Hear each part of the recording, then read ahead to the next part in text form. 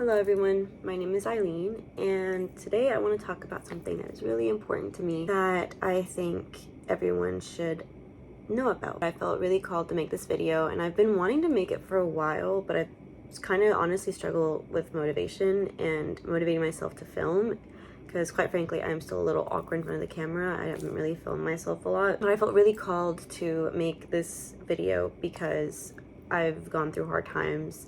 And whenever I've gone through hard times, hearing other people talk about their experiences and just like give their advice has been really helpful to me. And I want to help anyone in any way I can who is going through a hard time. But the topic I want to talk about today is to let yourself be sad. I don't know who needs to hear this, but if you're going through something hard, if you're going through any kind of loss, whether it's like heartbreak or a death or a rejection of any kind, letting yourself feel all the negative emotions, specifically the sadness, the hopelessness, the anxiety, the desperation, is really, really, really important. It's a really, really big part of the healing process. If I keep looking over here, I have notes, so don't mind me. I know it's really hard. I know it sucks so bad to be feeling any kind of emotional pain. I've said before that I would rather be slapped in the face like twice than go through emotional pain in the way that I've gone through it, than to experience heartbreak and things like that. I honestly think that my biggest life lessons have happened to me through relationships and breakups. I always find that I grow a lot when I go through one, through an ending of relationship specifically. I learn a lot more about myself, and I just become better and better for myself more than anything. But with that just means I've gone through heartbreak more times than I want to. But I'm ultimately very grateful for everything that I've been through, because it's made me be who I am today, and it's made me really strong, and it's given me wisdom that I'm now able to share with other people, and that I really want to share with other people, because it's not an easy thing to go through emotional pain, specifically heartbreak, but any other kind of emotional pain that has to do with loss, any loss of any kind. I'm just specifically talking about heartbreak because that's what I've gone through the most, but I think my message applies to any kind of emotional pain that anyone can be going through due to a loss of any kind. I've found that letting myself get to a really, really low point has been the most helpful part of the healing process. It's also the most uncomfortable part of the healing process. I'm going to explain to you what a low point is for me. A low point for me, and letting myself be sad, to me means letting myself feel super anxious, super upset and angry, hopeless, desperate, to the point where I start questioning my own beliefs. And I'm a pretty spiritual person. You guys don't have to be, or you guys can believe in whatever, but for me personally, I'm talking about my experience. I'm a pretty spiritual person, and I do have faith in something. I don't really know what, but I have faith in something. And whenever I reach these really, really low points, I lose that faith completely, and I start even questioning like myself and my own existence. It's a really, really, like, it's an ego death for sure. It is an ego death.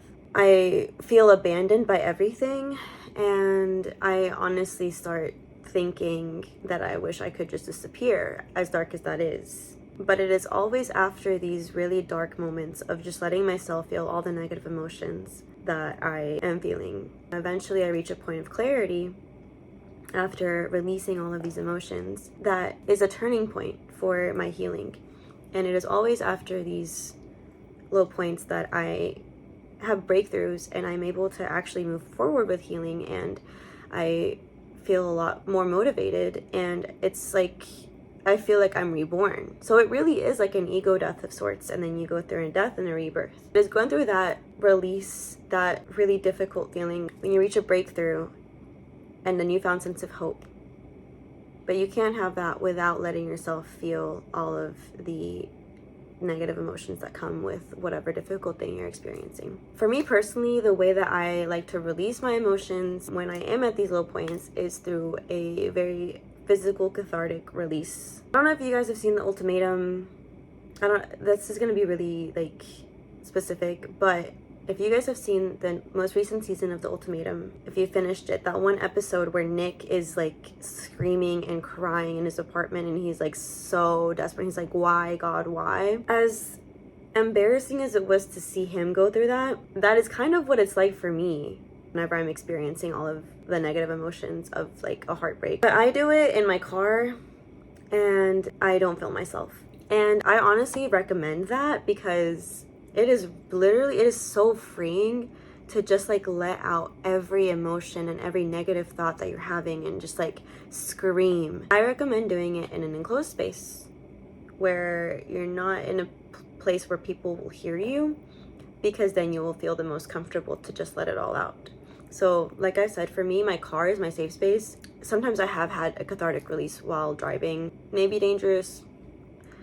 I'm here. Sometimes it just hits me there, like while I'm driving, but I will be screaming and crying and just being like, why? But it is always after that, you know, once I've calmed down, where I reach a point of clarity and I'm just kind of like, okay, wow, like I will be okay. And it's not immediately after because things take time. So maybe it's like the day after, you know, I'll go home and I'll go to bed and I'll go to bed sad and I'll go to bed feeling hopeless and anxious and all these negative things. But then I'll wake up and I'll be like, whoa, I'll have a newfound sense of hope and motivation. And I realize I'm not alone. And I tend to receive signs and things like that that show me that I am going to be okay. Not to get spiritual. Well, no, I am getting spiritual. To get spiritual. If you ask for signs, you'll receive them. The more desperately you're looking for them, the less you'll see them. So you have to ask for it, let it go, and then it'll come to you, and then you'll be like, whoa, that worked. At least that's how it's been for me. But yeah, if you can't be in your car, if you don't have a car, first of all, which it's completely understandable if you don't have a car. If you do have a car, first of all, I recommend your car. If you don't have a car, I recommend any enclosed space where you are able to be alone. So if you live in a home by yourself, or you live in a home where you can be by yourself at certain hours and you don't have neighbors too close by, like in an apartment complex, for example, I recommend just that. If you have no opportunity to be by yourself, I think screaming into a pillow is probably fine. And sometimes you even have to kind of force yourself to scream because you might be feeling overwhelmed, but you might not have the urge to scream. Sometimes I genuinely do have the urge to scream, usually just in my car. Like I have the urge to just like, but I've had moments where I feel overwhelmed, but I don't really have the urge to scream. But then I will just force myself to do it, and it is still really helpful. And I still end up receiving a lot of clarity after I've released these emotions. I'm mostly talking about a physical cathartic release right now. Maybe you could like punch something or throw something that won't like break anything or hurt anyone. But if you don't release emotions by like screaming and crying like I do, I think any kind of way that you know how to release emotions that doesn't hurt something or someone or break things. I mean, you can break things, I guess, if you have things that you can break. I don't know what your life is like. If the way you release emotion isn't through screaming and crying, if it's through like art or music or anything like that, that is okay as well, obviously, as long as you get your emotions out. But to let them out, you have to feel them, which is why I'm talking about letting yourself be sad. Another place you can go and release, like scream and stuff, or cry really loud or whatever, is an open field maybe, or like in a forest where there aren't like homes around.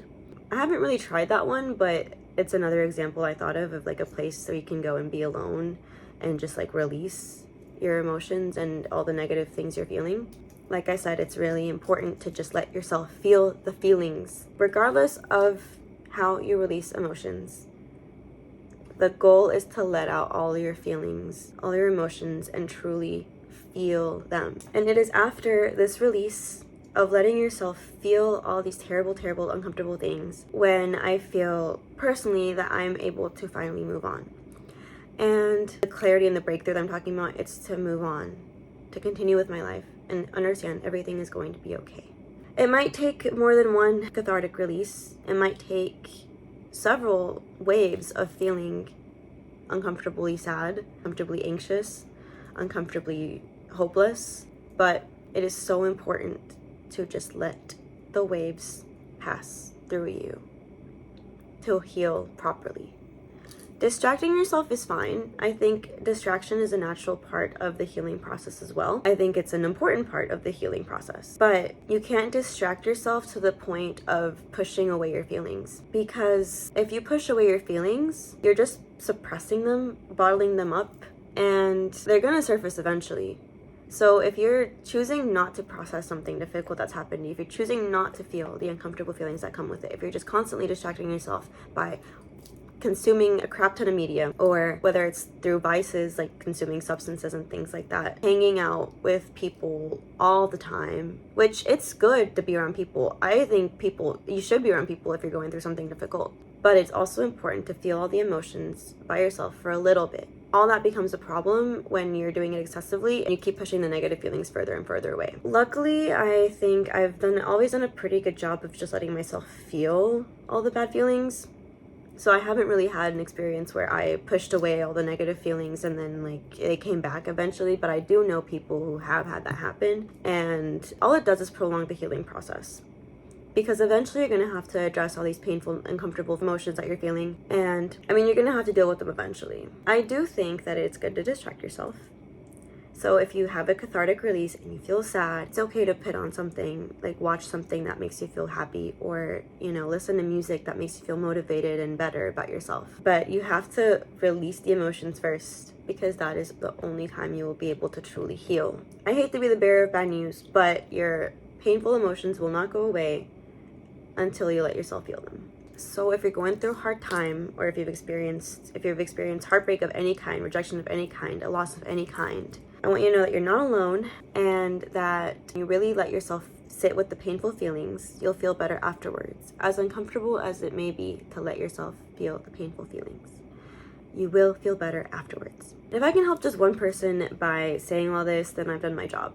I feel like I can talk about this because I've experienced a lot of loss in my life, of heartbreak and things like that. So I just want to be able to use my wisdom to help anyone, like literally just anyone. And to reiterate, this is all just based on my personal experience. I'm not a professional of any kind. This is just what's helped me through all of the hard times that I've had to go through. And these are just truths that I've come to realize after going through a lot of difficult times. And every time I've gone through something difficult, I've learned how to deal with it better and better. I feel like I've acquired enough wisdom to share with you guys or anyone who is going through a hard time. If you want me to make any more videos about how to deal with heartbreak specifically, but also like just hard emotions, let me know. This is like my first real video, so welcome. If you stayed this long, thank you so much for watching. I really appreciate you guys, whoever you may be, because I don't have a fan base at all yet, but thank you for watching, and I love you. I promise everything will be okay. Don't lose hope. Have a great day or night, and I'll see you next time. Bye.